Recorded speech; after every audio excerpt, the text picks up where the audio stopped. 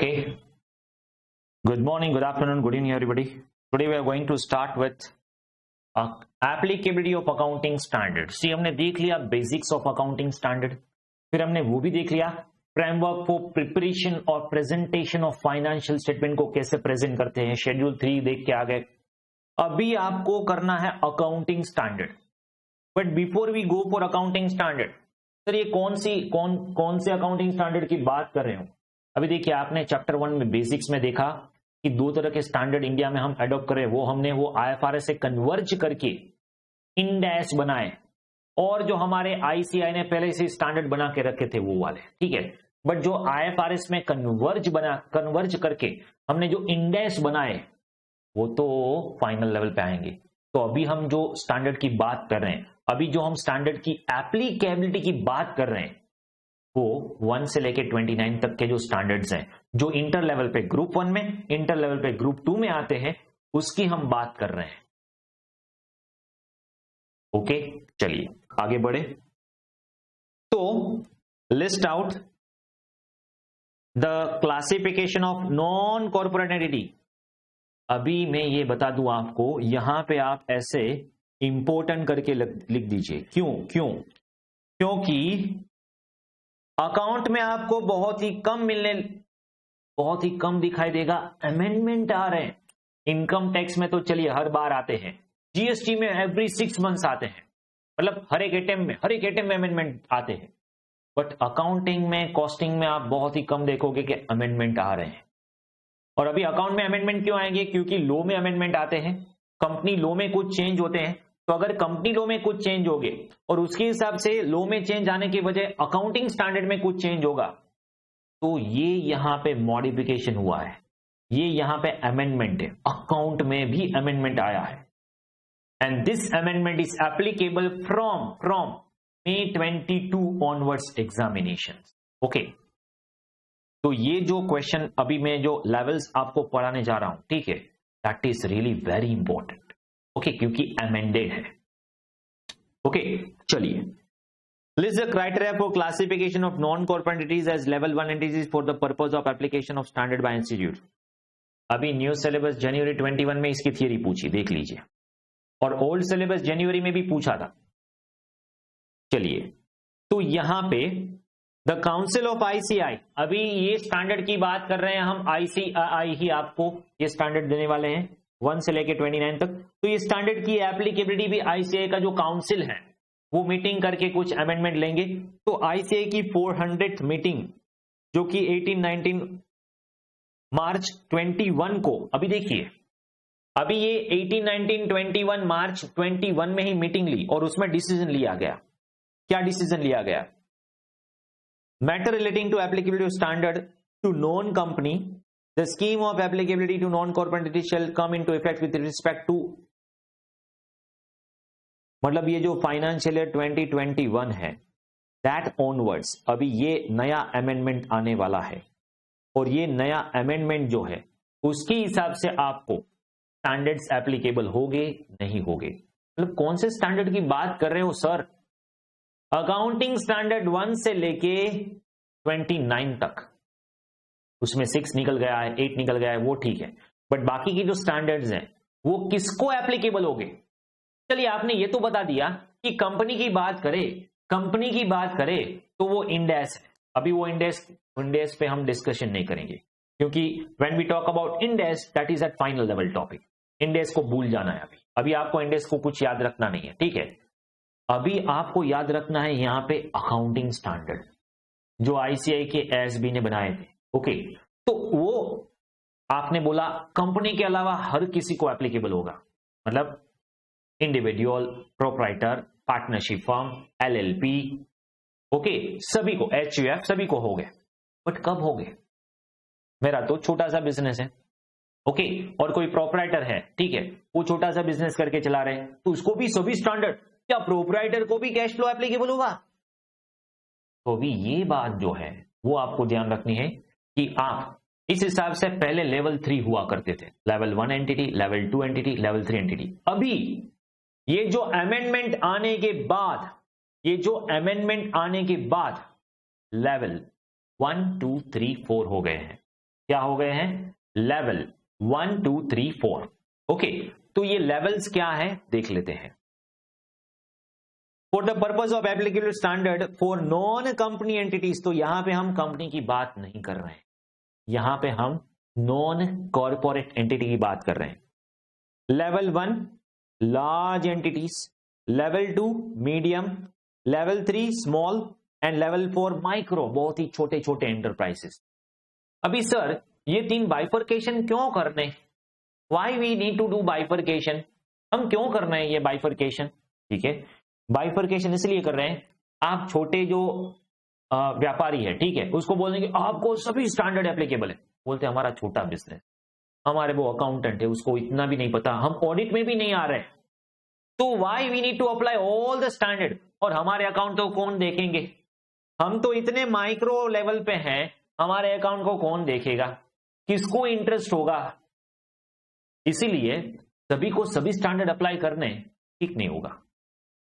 तो यहां पे हमने कोई भी एंटिटी है उसको 4 लेवल में डिवाइड कर दिया, लेवल 1, लेवल 2, लेवल 3, लेवल 4। अभी जो भी लेवल्स में आप फॉल हो रहे हैं उसके हिसाब से आपको स्टैंडर्ड एप्लीकेबल होंगे, ऐसा नहीं आपको सभी स्टैंडर्ड एप्लीकेबल होंगे, आपका जितना लेवल उतने ज्यादा स्टैंडर्ड आपको एप्लीकेबल होंगे, वेरी सिंपल। ओके, तो अभी ये पहले आपको ये समझना है कि लेवल 1 2 3 4 में कौन कौन सी एंटिटी फॉल होने वाली है, लेवल 1 2 3 4 में कौन कौन सी एंटिटी फॉल होने वाली है।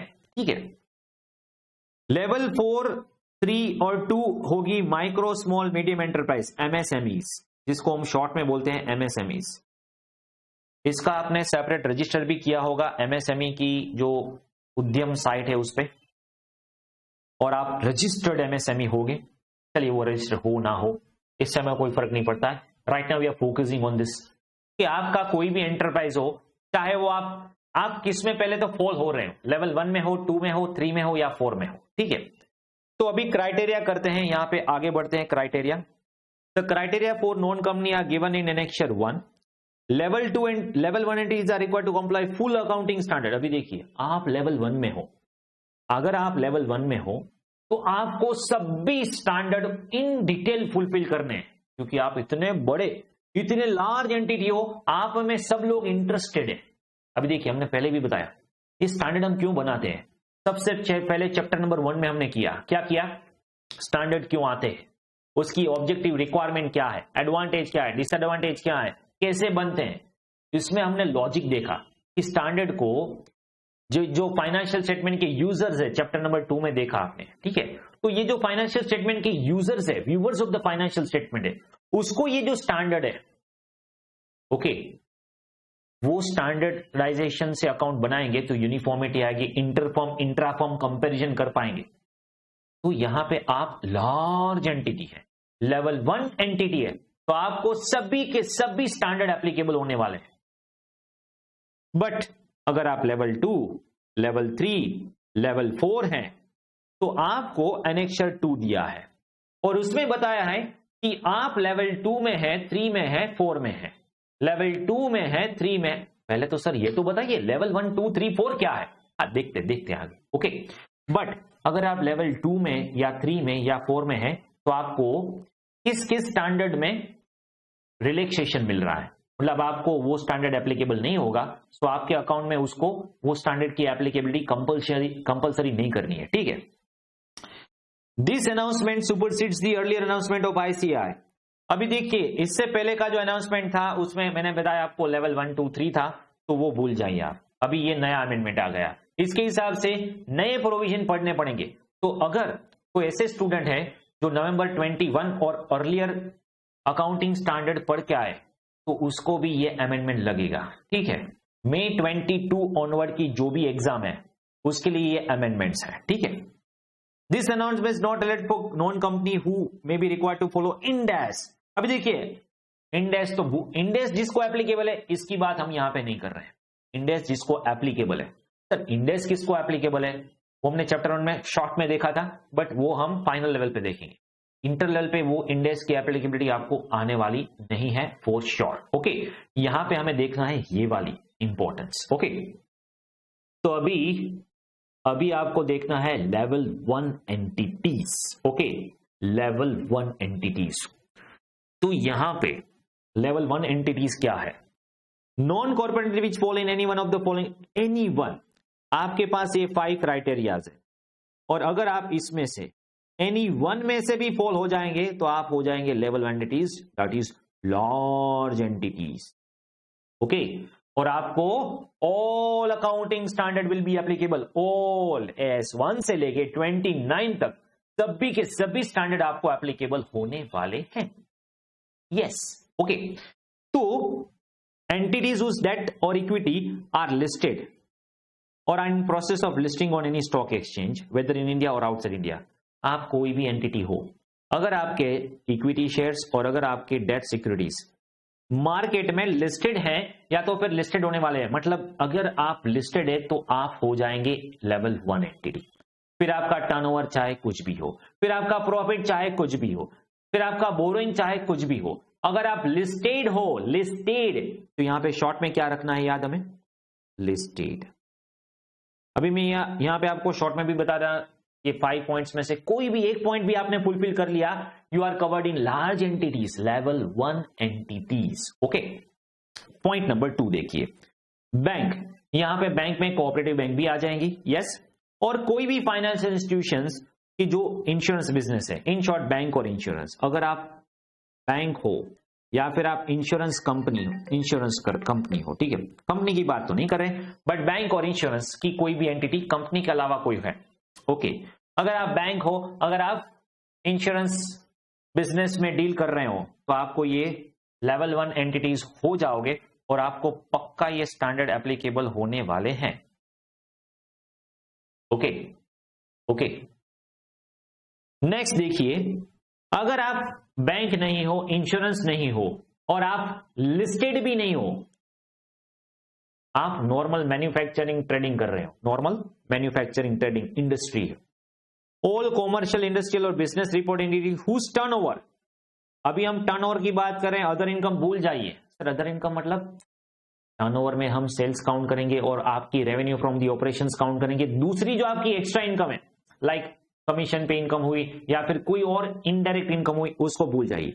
आपका जो टर्नओवर है, आपका जो सेल्स है, अगर वो 250 करोड़ से एक्सीड हुआ 250 करोड़ से 250 करोड़ से एक्सीड हुआ, तो आप हो जाओगे लेवल 1 एंटिटी। टर्नओवर की लिमिट क्या है? बहुत ही इंपॉर्टेंट क्वेश्चन है। If I am not wrong, majority of the cases में मई या तो फिर नवंबर 22 में इसका क्वेश्चन पक्का आने वाला है। थियरी में चाहे केस स्टडी में चाहे कुछ भी कंसीडर कर लीजिए आप, अमेंडमेंट है, पक्का आने वाला है, ठीक है। ओके, 250 करोड़ टर्नओवर, अगर आप, चलिए टर्नओवर भी 250 करोड़ नहीं है, टर्नओवर भी 250 करोड़ नहीं है, चलिए भूल जाइए।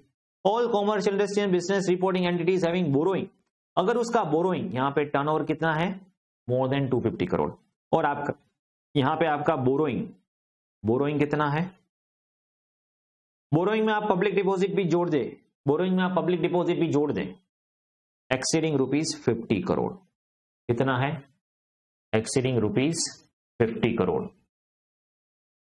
ओके, तो यहां पे आप हो जाओगे level 1 entities.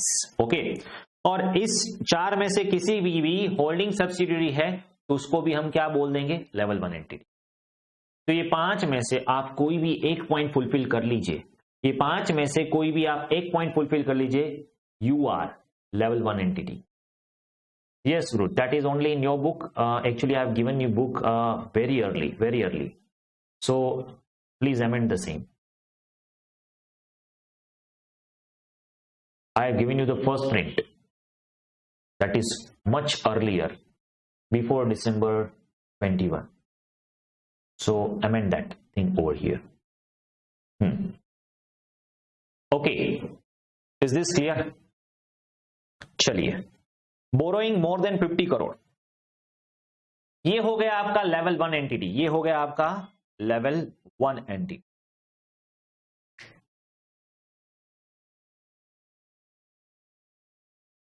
Turnover 250 crore, borrowing 50 crore, और ये किसका देखना है? Preceding financial year, preceding financial year, preceding financial year. Okay, preceding मतलब अभी आपको समझो, आप फाइनेंशियल ईयर 21-22 में हो, तो इसके पहले का जो ईयर है फाइनेंशियल ईयर 2021, इसका टर्नओवर क्या है, उसके ऊपर से यहाँ पे स्टैंडर्ड की एप्लीकेबिलिटी होगी नहीं होगी।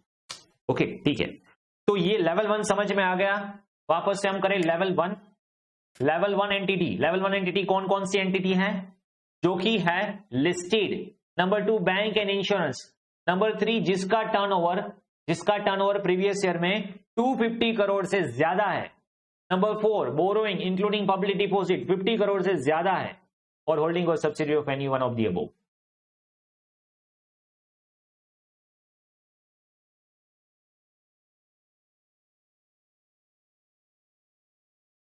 ओके चलिए, इज दिस क्लियर? नेक्स्ट, अभी लेवल 2 की बात करें। तो लेवल 2 में क्या होगा? फर्स्ट 2 पॉइंट्स निकाल दिया, लिस्टेड और बैंक, वो दोनों निकाल दे। अभी बाकी के जो 3 बचे, ओके, वो point as it is continue करेंगे। अभी हम क्या करेंगे, लिमिट थोड़ा थोड़ा कम करते जाएंगे, क्योंकि पहली जो लिमिट थी वो टॉप मोस्ट थी, लार्ज एंटिटी। अभी हम क्या कर रहे हैं, मीडियम, फिर स्मॉल, फिर माइक्रो, राइट। तो अभी जो मीडियम एंटिटीज है उसके लिए क्या होगा, यहां पे देखिए आपका टर्नओवर 50 करोड़ से लेके 50 करोड़ से ज्यादा होना चाहिए, और लेस देन और इक्वल टू 250 करोड़। मतलब 50 करोड़ से ज्यादा मतलब इन बिटवीन। तो आपका टर्नओवर 50 करोड़ से ज्यादा है और 250 करोड़ से कम है, then you are level 2 entity.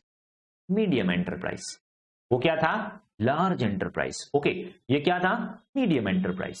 Okay, आपका जो बोरोइंग है इंक्लूडिंग पब्लिक डिपॉजिट्स, यहां पे हम बोरोइंग बोल रहे हैं including public deposits, that should be greater than 10 crore but should be less than और इक्वल टू 50 करोड़। तो आप हो जाएंगे लेवल 2।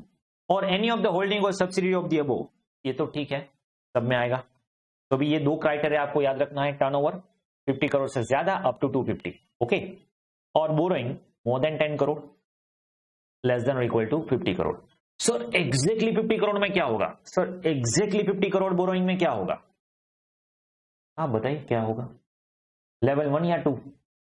एग्जैक्टली 50 करोड़ में क्या होगा, लेवल 1 या 2? बोरोइंग आई एम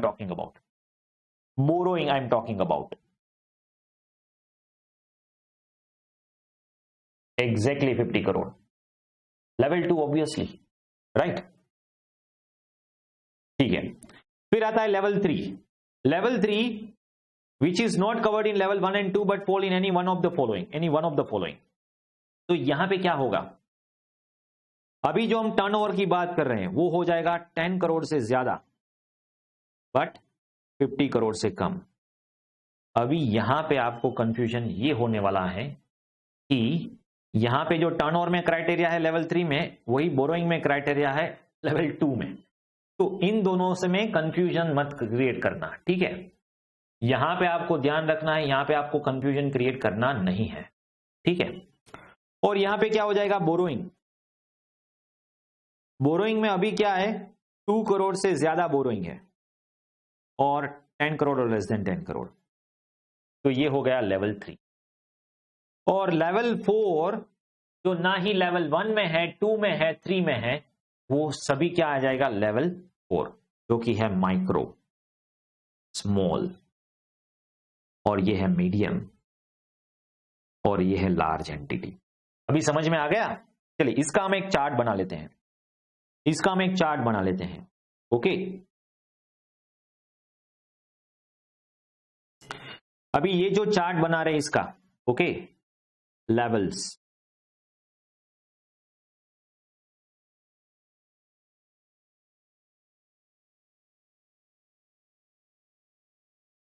अभी देखिए टर्नओवर के जो क्राइटेरिया है उसमें अगर टर्नओवर 250 करोड़ से भी ज्यादा होगा तो यहां पे क्या हो जाएगा, लेवल 1।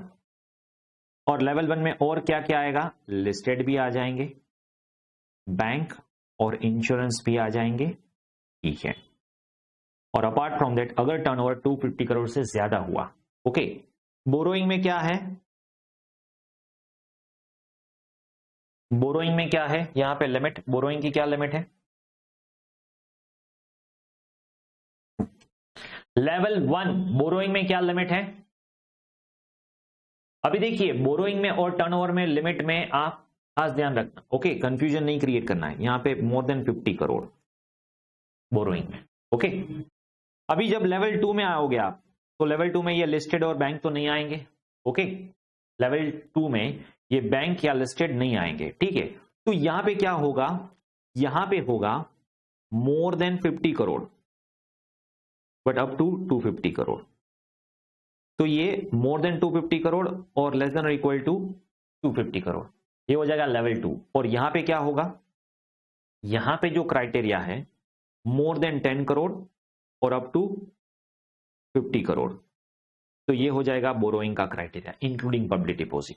यही क्राइटेरिया टर्नओवर में आ जाएगा लेवल 3 के लिए, यही क्राइटेरिया टर्नओवर में आ जाएगा लेवल 3 के लिए, मोर देन 10 करोड़ और up to equal to 50 crore turnover में। और यहां पे बोरोइंग में हो जाएगा 2 करोड़ से लेके 10 करोड़ तक। और any of the subsidiary holding of above will be following in that category only. और लेवल 4 क्या है, तो लेवल 4 है which is not covered in level 1 2 3, तो वो हो जाएगा लेवल 4। अभी ये मैंने आपको जितना भी लेवल्स का पढ़ाया इन शॉर्ट एंड सिंपल ये चार्ट आपको समझ में आ गया तो आपको लेवल 1 लेवल 2 लेवल 3 समझ में आ जाएगा। Very simple, very very very simple.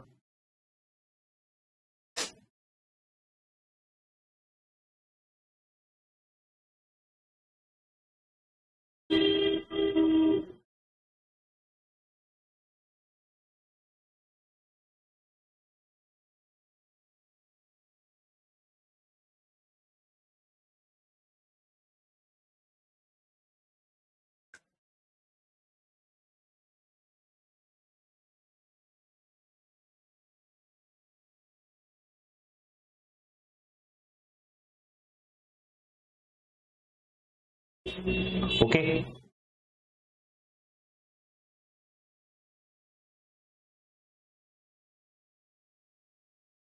तो ये चारों के चारों लेवल समझ में आ गए।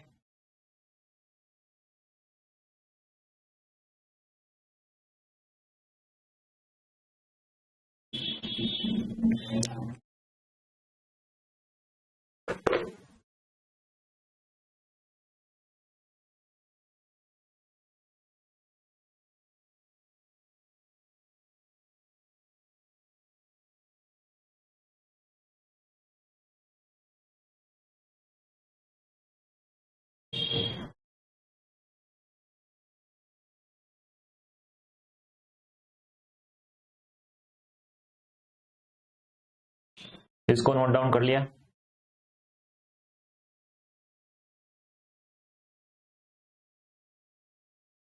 ओके,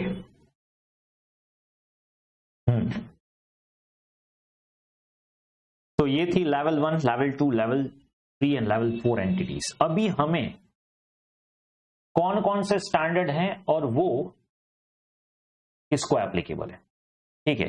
तो भी हमें पता है स्टैंडर्ड एस 1 2 3 4 5 ये 3 ग्रुप 1 में आ रहे, 10 11 12 13 ग्रुप 1 में, 16 ग्रुप 1 में, और बाकी जो भी है वो ग्रुप 2 में आ रहे, लाइक 4 5 ग्रुप 2 में, फिर यहां पे 7 9 ग्रुप 2 में, ग्रुप 2 में जो अकाउंट है उसमें, 14 ग्रुप 2 में, सेम वे 17 18 19 20 ग्रुप 2 में। ये जो डैश डैश किया है वो स्टैंडर्ड आपके इंटर के सिलेबस में नहीं है, तो फाइनल में देखोगे आप, ठीक है, और बाकी के ग्रुप 2 में आ रहे हैं। तो ऐसे आपको 1 से लेके 29 तक स्टैंडर्ड दिए गए हैं। और अभी लेवल 1 2 3 4 के हिसाब से, लेवल 1 2 3 4 के हिसाब से एप्लीकेबिलिटी देखिए। अभी देखिए लेवल 1 में तो सभी स्टैंडर्ड आने वाले हैं, लेवल 1 में सभी स्टैंडर्ड आने वाले हैं, ओके, अभी हम लेवल 2 की बात करें, लेवल 2, 3, 4। तो पहले हम बात करते हैं S3। अभी देखिए, ये जो भी स्टैंडर्ड ये लिस्ट में नहीं लिखा है वो सभी को एप्लीकेबल है। मतलब अकाउंटिंग स्टैंडर्ड 1 सभी को एप्लीकेबल है, अकाउंटिंग स्टैंडर्ड 2 सभी को एप्लीकेबल है। तो जहां पे रिलैक्सेशन दिया है, जहां पे रिलैक्सेशन दिया है, जहां पे रिलैक्सेशन दिया है, वहीं पे ये टेबल बनाया है। मतलब 1 2 सभी को एप्लीकेबल है, 4 5 से लेके 9 तक सभी को एप्लीकेबल है। अभी S3 है, वो 1 को तो सारे के सारे स्टैंडर्ड एप्लीकेबल है। ओके, लेवल 1 को सारे के सारे स्टैंडर्ड एप्लीकेबल है। अभी लेवल 2, 3, 4 S3 एप्लीकेबल नहीं है। तो अभी S3 में जब हम जाएंगे, S3 में जब हम जाएंगे तो S3 में क्या कंसीडर करेंगे? सिर्फ लेवल 1 वाली जो एंटिटीज है, सिर्फ लेवल 1 वाली जो एंटिटीज है उसको ही S3 एप्लीकेबल है। लेवल 2, लेवल 3, लेवल 4 को S3 एप्लीकेबल नहीं। नेक्स्ट S10 लेवल 1 को भी एप्लीकेबल है, 2 को भी एप्लीकेबल है। अभी 1 की बात मैं नहीं करूंगा, 1 को सभी एप्लीकेबल है, ठीक है। तो यहां पे S10 2 को एप्लीकेबल है, बट 3 को applicable with disclosure exemption, applicable with disclosure exemption. Sir इसका क्या मतलब हुआ? मतलब स्टैंडर्ड तो एप्लीकेबल है, बट ये स्टैंडर्ड में लेवल 2 को सभी डिस्क्लोजर देने होंगे, सभी डिस्क्लोजर। वो स्टैंडर्ड में, स्टैंडर्ड के अंत में, स्टैंडर्ड के एंड में डिस्क्लोजर रिक्वायरमेंट आएगी। तो लेवल 1 और 2 को सभी के सभी डिस्क्लोजर देने हैं, जबकि लेवल 3 और 4 को थोड़े बहुत डिस्क्लोजर नहीं देने। ओके, S11 यहां पे भी लेवल 2 तो एप्लीकेबल है ही, लेवल 3 4 में क्या होगा? डिस्क्लोजर में एग्जाम्पशन होगा। अभी देखिए 13 में क्या हो रहा है, 13 में लेवल 3 तक एप्लीकेबल है, लेवल 3 तक एप्लीकेबल है, सिर्फ 4 को डिस्क्लोजर एग्जाम्पशन मिल रहा है। ओके, 14 में ये दोनों को एप्लीकेबल है, बट यहां पे लेवल 4 को एप्लीकेबल नहीं है। Refer note number 1। अभी यहां हम नोट नंबर 1 देखते हैं, तो इस तरह मैंने नोट भी दी है, ये आपको शॉर्ट में बनाया। ये मॉड्यूल में तो कई सारे पैराग्राफ्स में फैला हुआ है, ठीक है। I tried my level best to sum up that in one table. Okay, module में भी ये पैराग्राफ दिया है, बट ये टेबल दिया है, बट यहाँ पे जो नोट्स हैं वो कई सारी नोट्स दिए हैं, ठीक है। तो हमें इसके हिसाब से नोट 1 2 3 4 याद रखना है। तो अभी नोट 1 क्या है देख लेते हैं, नोट 1 क्या है देख लेते हैं। अभी देखिए इतना डेप्थ में आपको एग्जाम पॉइंट ऑफ व्यू से they are not going to ask you in this much depth, okay, but फिर भी नॉलेज के लिए हम करते हैं। बट लेवल 1 2 3 4 का क्राइटेरिया जो है, क्राइटेरिया, हाँ दैट इज वेरी इंपॉर्टेंट, वो एग्जाम में आ सकता है इन थियरी। ओके, तो नोट 1 क्या है? In level 4 non company entities generally there are no such transaction that are covered in S14. Accounting for amalgamation jointly controlled jointly assets covered under section 27. Financial reporting of joint venture, therefore this standard are not applicable to level 4. तो यहां पे ऐसे question आएगा ही नहीं, इसलिए इसको applicable ही नहीं है। ऐसी छोटी छोटी स्मॉल माइक्रो लेवल का एंटरप्राइज है, उसमें अमालगमेशन होगा ही नहीं। ओके, ठीक है। S15, अभी S15 है एम्प्लॉय बेनिफिट्स। क्या है? Employee benefits. तो वो स्टैंडर्ड ही हमें नहीं आ रहा है, हमारे सिलेबस में नहीं, इंटर के पूरे सिलेबस में नहीं है। S15 ना तो ग्रुप 1 में आता है ना तो ग्रुप 2 में आता है। तो अभी यहां पे हम एप्लीकेबिलिटी पढ़ रहे हैं, इसीलिए हमें सारे के सारे स्टैंडर्ड एप्लीकेबल होगे नहीं होगे इस हिसाब से लर्न करना है। बट S15 ही नहीं आ रहा है तो उसका एप्लीकेबिलिटी नॉन एप्लीकेबिलिटी थोड़ी पूछेंगे आपको। तो लेवल 1 को तो सभी एप्लीकेबल है, लेवल 2 को disclosure exemption, disclosure exemption, disclosure exemption. S17 सिर्फ लेवल 1 को एप्लीकेबल है, 2 3 4 को एप्लीकेबल ही नहीं है। फिर S18 1 और 2 को एप्लीकेबल है, 3 4 को एप्लीकेबल ही नहीं है। 19 फर्स्ट को एप्लीकेबल है, बाकी तीनों को डिस्क्लोजर एग्जाम्पशन। S20 सिर्फ लेवल 1 को एप्लीकेबल है। S21 सिर्फ लेवल 1। कई बार ऐसा भी पूछ सकते हैं, ऐसे कौन से स्टैंडर्ड है जो सिर्फ लेवल 1 को एप्लीकेबल है, 2 3 4 को एप्लीकेबल नहीं है? तो यहां पे देख लीजिए, ये सिर्फ स्टैंडर्ड ऐसे हैं जो सिर्फ और सिर्फ लेवल 1 को एप्लीकेबल है, सिर्फ और सिर्फ लेवल 1 को।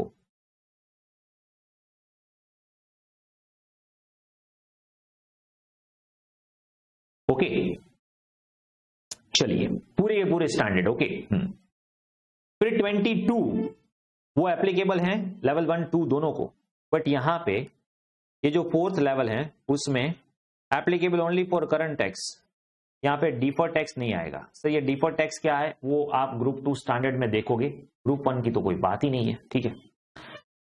फिर यहाँ पे S23 एप्लीकेबल नहीं है, S23 आपके सिलेबस में भी नहीं है। 24 वो 2 को एप्लीकेबल है, 3 4 को एप्लीकेबल नहीं है। 25 ये भी एप्लीकेबल नहीं है, ये 23 24 25 आपके सिलेबस में भी नहीं है। 26 ग्रुप 2 में आएगा, लेवल 2 में भी एप्लीकेबल है, लेवल 3 में भी एप्लीकेबल है, बट लेवल 4 में डिस्क्लोजर एग्जेम्पशन मिलता है। 28 29 दोनों में 1 को एप्लीकेबल है, 2 3 4 को डिस्क्लोजर एग्जेम्पशन है, ठीक है। तो यहां पे नॉट 2 भी पढ़ ले। अभी देखिए यहां पे कई स्टैंडर्ड ऐसे हैं, चाहे आप कोई भी लेवल हो, अगर आपको ट्रांजेक्शन ही नहीं आएंगे तो एप्लीकेबिलिटी तो क्वेश्चन ही नहीं आया। For example S21 consolidated financial statement, अभी कॉन्सोलिडेटेड किसको एप्लीकेबल होगा, होल्डिंग सब्सिडी होगा तो ही, ओके। तो यहां पे लेवल 2 3 4 में भले ही वो आपको 21 जो है वो एप्लीकेबल करने की बात कर ही नहीं रहे, क्योंकि पॉसिबल नहीं हो सकता है कि इसमें हो सके, ठीक है। और कंसोलिडेशन का चैप्टर आपको ग्रुप 2 अकाउंट में आएगा इन डिटेल। फिर यहां पे associate in joint venture 27 joint venture 25 interim, ये आपके सिलेबस में भी नहीं है, ठीक है। 22 accounting for taxes, okay, accounting for taxes, तो इसमें लेवल 4 कोई एप्लीकेबल नहीं है, मतलब वो भी डिफर्ड टैक्स एप्लीकेबल नहीं है, ओके। वो भी ग्रुप 2 में आएगा आपको इन डिटेल। अभी सर ये तो आप नॉन कॉर्पोरेट एंटिटी की बात करें, अगर कंपनी नहीं है तो, बट सर कंपनी है तो जरूरी थोड़ी है सभी कंपनी को इंड एस एप्लीकेबल होगा, जरूरी थोड़ी है सभी कंपनी को इंड एस एप्लीकेबल होगा, ना ना ना, सभी कंपनी को इंड एस एप्लीकेबल है ही नहीं। आपने देखा 500 का टर्नओवर से ज्यादा, 500 करोड़ से टर्नओवर से ज्यादा, 250 करोड़ टर्नओवर से ज्यादा हुआ, वहां पे भी हमने क्राइटेरिया चैप्टर 1 में देखे थे, उसको इंड एस एप्लीकेबल है। सर बाकी की कंपनी यहां पे आ जाएगी ना नॉर्मल स्टैंडर्ड में 1 से लेके 29 तक। तो सर कंपनी में लेवल 1 2 3 4 ऐसा कुछ होगा नहीं, कंपनी में ऐसा कुछ है ही नहीं। अभी देखिए यहां पे हमने जो क्राइटेरिया किया that is for non corporate, मतलब कंपनी के लिए नहीं, इंडिविजुअल HUF प्रोप्राइट, इंडिविजुअल मतलब proprietor, HUF partnership firm LLP सभी के लिए, कंपनी के अलावा। तो सर कंपनी में कौन से लेवल होंगे, कंपनी में लेवल नहीं है, कंपनी में 2 ही बाइफर्केशन है, SMC नॉन SMC। कंपनी में क्या बाइफर्केशन है, SMC को बोलते हैं स्मॉल मीडियम कंपनी, और नॉन SMC मतलब जो लार्ज है, मतलब यहां पे लेवल 1 और 2 3 4 को जोड़ दिया। लेवल 1 को बोलते हैं large that is non SMC, और लेवल 2 3 4 को बोलते हैं SMC, और वैसा ही क्राइटेरिया यहां पे है। देखिए कैसे, आप मुझे ये बताइए लेवल 1 में हमने क्या किया था, लेवल 1 में हमने क्या किया था, लिस्टेड है, बैंक इंश्योरेंस है, टर्नओवर 250 करोड़ से ज्यादा है, बोरोइंग 50 करोड़ से ज्यादा है इंक्लूडिंग पब्लिक डिपॉजिट्स, ओके, और एनी ऑफ द होल्डिंग और सब्सिडियरी। अभी ये 5 पॉइंट है तो आप हो जाओगे, ये 5 में से कोई भी पॉइंट है तो आप हो जाओगे नॉन SMC कंपनी। और ये 5 में से कोई भी पॉइंट नहीं है, सब में no no no no no no है, तो आप हो जाओगे SMC company, small and medium company. तो बस कॉर्पोरेट एंटिटी में यहां पे सिर्फ 2 बाइफर्केशन है, कॉर्पोरेट एंटिटी में यहां पे सिर्फ 2 बाइफर्केशन दिए आपको, SMC नॉन SMC।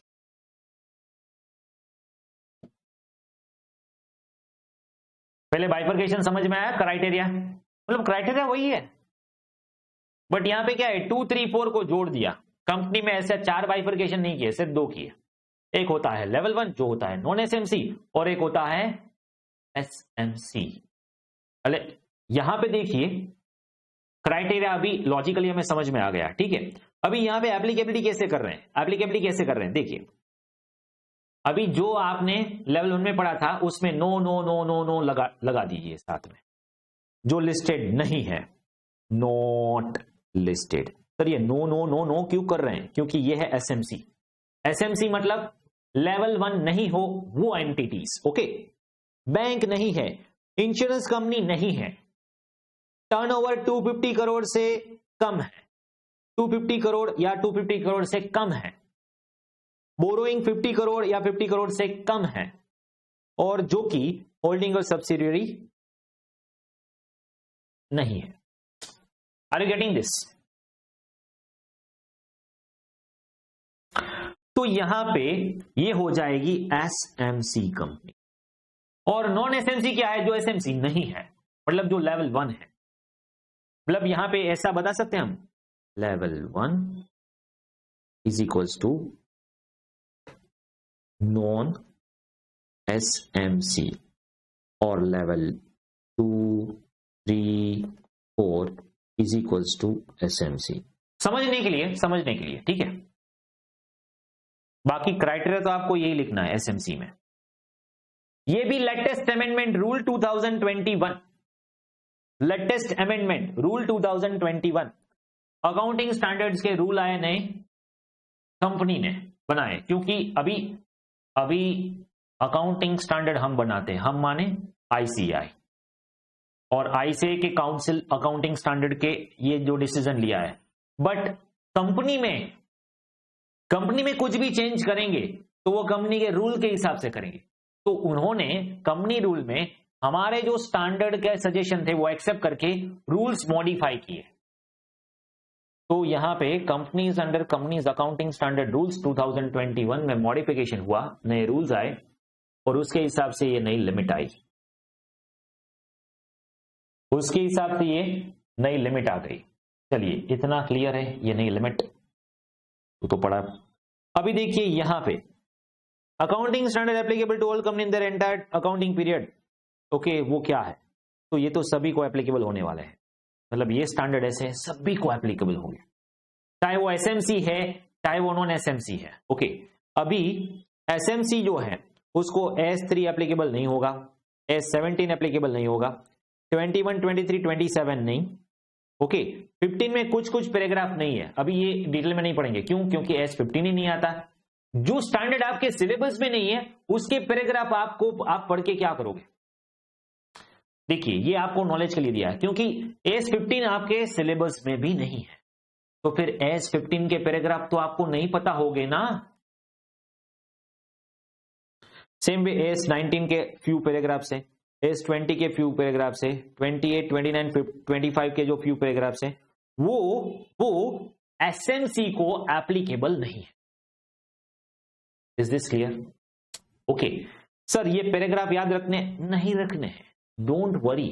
ओके, आपको सिर्फ यहां पे ये क्राइटेरिया के ऊपर फोकस करना है, और कौन कौन से ऐसे स्टैंडर्ड है जो एप्लीकेबल हो रहे हैं और कौन कौन से ऐसे स्टैंडर्ड जो एप्लीकेबल नहीं हो रहे। That's it. इन डिटेल में पैराग्राफ नहीं देखना है, ये पैराग्राफ एप्लीकेबल होगा, ये पैराग्राफ एप्लीकेबल नहीं होगा, इतना डिटेल में नहीं पढ़ना है, डोंट वरी।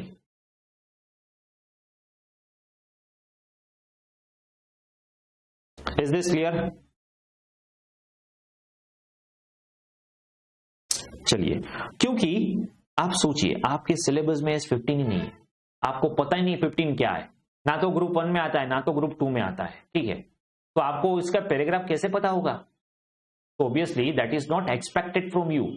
ओके, चलिए, बट अभी क्या है, तो सर यहां पे क्यों दिया है मॉड्यूल में, बताता हूं आपको। अभी आधी प्रोविजन तो नहीं दे सकते ना। आप बोल दो एसएमसी क्या है, एसएमसी को क्या एप्लीकेबल है, एसएमसी को क्या एप्लीकेबल नहीं है, तो अभी आधी प्रोविजन तो नहीं बता सकते ये लोग, इसीलिए प्रोविजन तो पूरा पढ़ाना होगा ना, इसी वजह से दिया है, ठीक है। चलिए आगे देखें। अभी कोई कंपनी एसएमसी है और हमने बोला स्टैंडर्ड एप्लीकेबल है, इतने स्टैंडर्ड एप्लीकेबल है, और ये स्टैंडर्ड एप्लीकेबल नहीं है। अभी S3 देख लो, आपके सिलेबस में जो आ रहा है ग्रुप 1 में वो S3 है। ओके, S10 है, 11 है, लाइक उसका क्राइटेरिया में देखना है। तो आप हो नॉन एसएमसी, सॉरी आप हो एसएमसी, तो अभी एसएमसी में आपको S3 नहीं आ रहा है और आप एसएमसी से नॉन एसएमसी बन गए। सर ऐसे कैसे बन गए? अरे पहले टर्नओवर 250 करोड़ से कम था, पहले बोरोइंग 50 करोड़ से कम था, अभी क्या हुआ 251 करोड़ हो गया। तो अभी आप हो जाओगे 251 करोड़ हो गया, मतलब आप हो जाओगे नॉन एसएमसी। क्या हो जाओगे? Non SMC. तो जिस ईयर में आपने ये एप्लीकेबिलिटी फुलफिल कर ली तो क्या होगा? All the relevant standard applicable to non SMC would be followed from the current accounting year and the fact available exemption. तो अभी जब भी आपको ये स्टैंडर्ड एप्लीकेबल हो रहा है, आप नॉन एसएमसी में आ गए, आप नॉन एसएमसी में कवर अप हो गए, आप नॉन एसएमसी में कवर अप हो गए, तो आपको S3 from very year applicable हो जाएगा। ओके मतलब 21-22 फाइनेंशियल ईयर था, ओके यहां से मैं एसएमसी नॉन एसएमसी हो गया। मतलब क्या हुआ, मेरा लास्ट ईयर का टर्नओवर है वो 250 क्रॉस कर गया, लास्ट ईयर का जो टर्नओवर है वो 250 क्रॉस कर गया। ओके तो यहां पे this financial year, in this financial year I will apply S3 from very year itself, that year itself. जिस ईयर में मुझे एप्लीकेबल हुआ, जिस ईयर में मेरी कंपनी नॉन एसएमसी बन गई, उसी ईयर से मुझे S3 भी एक बनाना पड़ेगा। Are you getting this? Are you getting this? अभी नॉन एसएमसी की बात करें, अगर कोई कंपनी नॉन एसएमसी है, पहले तो बड़ी लार्ज कंपनी हुआ करती थी, 250 करोड़, मोर देन 250 करोड़ टर्नओवर, मोर देन 50 करोड़ बोरोइंग। अभी उसका पर्टिकुलर फाइनेंशियल ईयर में बोरोइंग भी डाउन हो गया और टर्नओवर भी डाउन हो गया, और वो नॉन एसएमसी में से कन्वर्ट हो गई एसएमसी। तो क्या करोगे? तो अभी यहां पे हम ऐसा नहीं बोलेंगे, जिस ईयर में आपने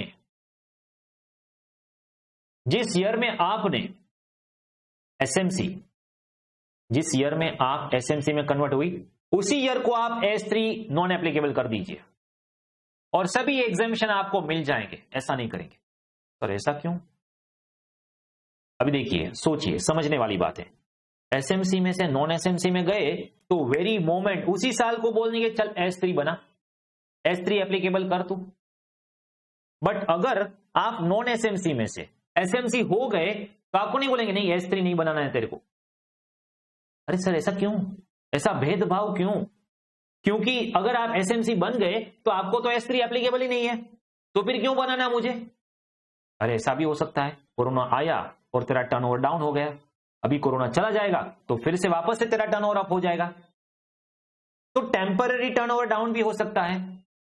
हाँ ये हो सकता है कि अभी पास्ट में तेरा टर्नओवर 250 करोड़ से ज्यादा था, right? For particular company turnover is more than 250 crore, borrowing is more than 50 crore, but अभी क्या है, लॉकडाउन हुआ और फिर कोई भी सिचुएशन हुई और उसकी वजह से पर्टिकुलर ईयर में आपका टर्नओवर डाउन हुआ, तो हम S3 को एप्लीकेबल नहीं करेंगे, ऐसा नहीं होगा। हाँ अगर कंटिन्यूअस 2 इयर्स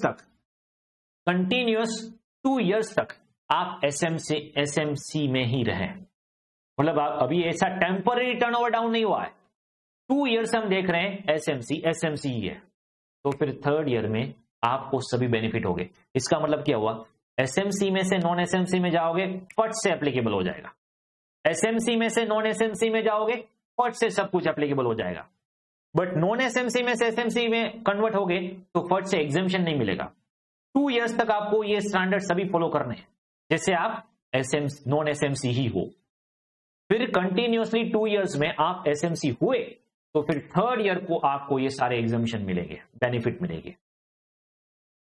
नहीं सर ऐसा नहीं, अगर पहले से ही कंपनी एसएमसी हो तो फिर आपको बेनिफिट मिलते हैं, पहले से ही आप एसएमसी ही हो, ठीक है, तो आपको बेनिफिट मिलने वाले हैं, S3 नहीं बनाना है। बट एक बार आप नॉन एसएमसी में गए और फिर बाद में नॉन एसएमसी में जाके एसएमसी में आ गए तो फिर 2 इयर्स तक आपको नॉन एसएमसी ही काउंट करेंगे और सभी स्टैंडर्ड एप्लीकेबल करेंगे। 2 इयर्स कंटिन्यूअसली आपका टर्नओवर डाउन ही रहा, बोरोइंग डाउन ही रहा, तो फिर आपको 3rd ईयर में एसएमसी के बेनिफिट मिलेंगे। ओके, चलिए ये समझ में आ गया। अभी देखिए, इस तरह आपको ये क्वेश्चन पूछ सकते हैं, ये भी इंपॉर्टेंट है, ये एप्लीकेबिलिटी तो इंपॉर्टेंट है, चाहे वो एसएमसी नॉन एसएमसी हो या लेवल 1 2 3 4 हो। लेवल 1 2 3 4 या फिर एसएमसी नॉन एसएमसी, दो में से कोई एक क्वेश्चन एप्लीकेबिलिटी का आने की पूरे चांसेस है, ठीक है। तो यहां पे देखिए केस स्टडी में कैसे आंसर पूछेंगे आपको। XYZ limited with turnover of 50 crore. अभी यहां पे कंपनी है तो यहां पे लेवल 1 मत घुसा देना। अभी देखिए, आप कंपनी में भी लेवल 1 लेके आए तो गलत बात है, क्योंकि जो लेवल 1 2 3 4 है वो सिर्फ नॉन कॉर्पोरेट एसएससी को एप्लीकेबल है, जबकि कंपनी की बात करें तो हमें एसएमसी नॉन एसएमसी वर्ड में से चुनना है, ठीक है। चलिए, तो यहां पे पहले पता चल गया ये लिमिटेड, ये कंपनी है, ठीक है। टर्नओवर कितना है इसका? 50 करोड़ प्रीवियस ईयर में, और बोरिंग कितना है इसका? 1 करोड़। मतलब यहां पे ये तो दिख रहा है ये नॉन एसएमसी ही है, सॉरी ये तो दिख रहा है ये एसएमसी ही है। क्यों पहले बता दीजिए। ये लिस्टेड है, नहीं बताया, लिस्टेड है नहीं है। ये बैंक है, इंश्योरेंस कंपनी है, वो भी नहीं बताया है, नहीं है। टर्नओवर 250 करोड़ से ज्यादा है, नहीं है। बोरोइंग जो है 50 करोड़ से ज्यादा है, वो भी नहीं बताया है, नहीं है। तो यहां पे कम है, ना तो वो लिस्टेड है, ना तो वो बैंक इंश्योरेंस है, ना ही उसका टर्नओवर 250 करोड़ से ज्यादा है, ना ही उसका बोरोइंग 50 करोड़ से ज्यादा है, और ना ही वो होल्डिंग सब्सिडियरी है।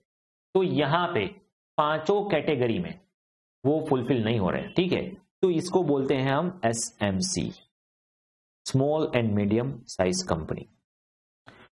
तो सर ये जो क्वेश्चन ऐसे केस स्टडी में पूछेंगे तो क्या हमें ये पांचों के पांचों क्राइटेरिया लिखने हैं थियरी में?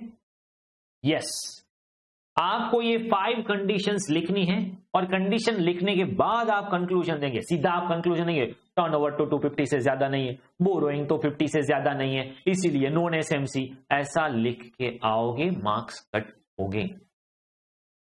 लो में भी बताऊंगा केस स्टडी का आंसर कैसे देना है थियरी में, ओके।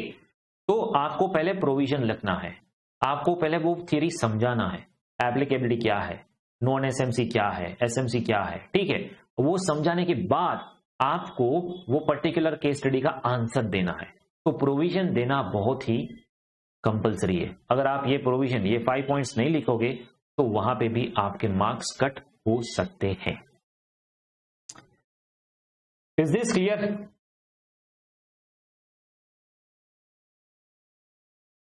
चलिए नेक्स्ट टॉपिक।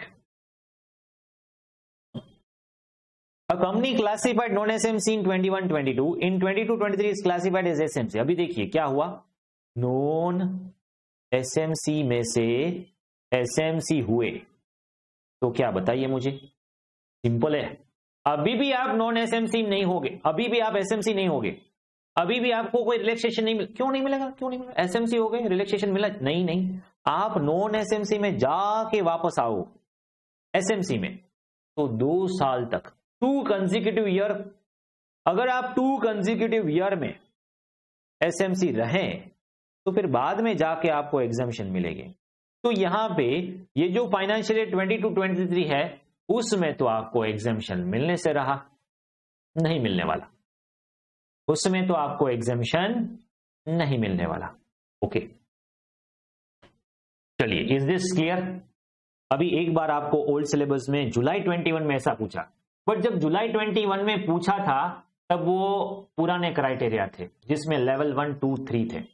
मैंने ये नए क्राइटेरिया के हिसाब से ये क्वेश्चन को मॉडिफाई किया है, मतलब ये पॉइंट मॉडिफाई नहीं किए, पॉइंट ऐसे ही रखे, बट आंसर को और यहाँ पे जो भी कैटेगरीज है, मतलब जो टर्नओवर है, उसको जहां जहां भी रिक्वायरमेंट हुए वहां पे मॉडिफाई किया है। क्यों? क्योंकि अभी अमेंडमेंट आ गया, लेवल 1 2 3 नहीं रहे, लेवल 1 2 3 4 हो गए।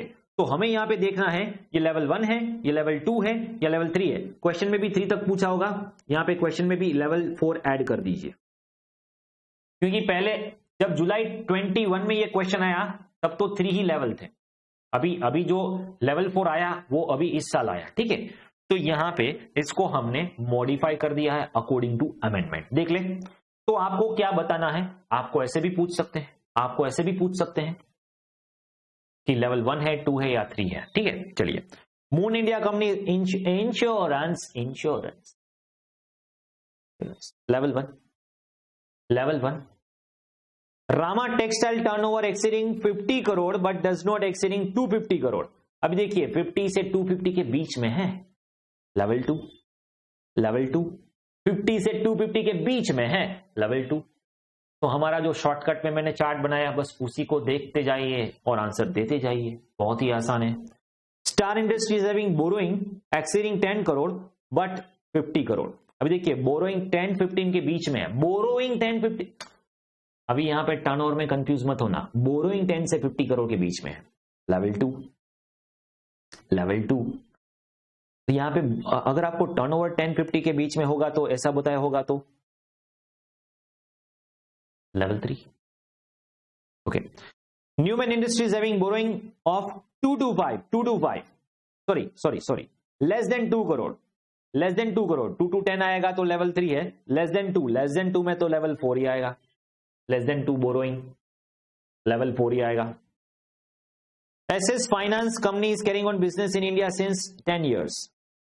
Financial institution, bank, financial institutions or insurance company, level 1। DD Finance holding company of SS Finance। अभी ये SS Finance की होल्डिंग है, मतलब ये सब्सिडी हुई, तो अगर कोई होल्डिंग कंपनी लेवल 1 है तो इसकी सब्सिडी भी लेवल 1 में ही आ जाएंगी, दोनों का साथ में आपस में कनेक्शन होगा। अगर होल्डिंग लेवल 1 है तो सब्सिडी भी लेवल 1 ही आ जाएंगी, सिंपल। कोऑपरेटिव बैंक, अभी बैंक सभी बैंक लेवल 1 में आएंगे, चाहे वो कोऑपरेटिव बैंक हो या नॉर्मल बैंक हो। PQ Granates turnover exceed rupees 250 crore, 250 crore से ज्यादा है, लेवल 1। तो यहां पे देखिए, यहां पे क्राइटेरिया देखिए, सिर्फ आपको क्या बताना था, लेवल 1। सर आपने तो बताया था कि आपको ये पांचों कंडीशन लिखनी है, नहीं लिखोगे तो मार्क्स कट हो गए। यहां पे आपने खुद आंसर में, सजेस्टेड आंसर में नहीं लिखा है क्राइटेरिया। यहां पे 1 2 3 4 5 6 7 8 क्वेश्चन पूछे थे 4 मार्क्स में। कितने मार्क्स में? 4 मार्क्स में। अभी ये जो है ना, उसका हाफ मार्क्स पूछा था ओल्ड में। ओके, तो अभी हाफ मार्क में तो आप लिखने नहीं जाओगे। और यहां पे पूछा क्या है, आप सिर्फ ये बताइए लेवल 1 है, 2 है, 3 है, 4 है। और ये लेवल 1 2 3 4 को बताने के लिए हाफ मार्क्स दिए जा रहे हैं। तो अभी इसमें हमें पूरी कथा नहीं करनी है कि कौन कौन से कंडीशंस थे और वैसा वैसा कुछ। Are you getting the point of view of question asked and point of view of answer given? तो आपको एप्लीकेबिलिटी चाहे थियरी में पूछे, अभी देखिए ये अमेंडमेंट है इसलिए मैं आपको बता दूं, चाहे आपको थियरी में पूछे लेवल 1 2 3 4 क्या है, या फिर एसएमसी नॉन एसएमसी क्या है। Number 1 theory question, number 2 case study question, आगे हमने देखा ये केस स्टडी टाइप क्वेश्चन। और नंबर 3 सिर्फ आपको पूछ दे, आप सिर्फ ये बता दीजिए लेवल 1 है, 2 है, 3 है, 4 है। आइदर और 3 में से कोई भी वे से आपको क्वेश्चन आ सकता है। लास्ट क्वेश्चन में, क्वेश्चन नंबर 6 5 मार्क्स में, 5 मार्क्स में। Okay, is this clear? तो ये था आपका applicability of accounting standard. Is this clear? Okay, तो यहां तक रखिए। S1 हम नेक्स्ट लेक्चर में करेंगे, अकाउंटिंग स्टैंडर्ड 1। ओके, चलिए।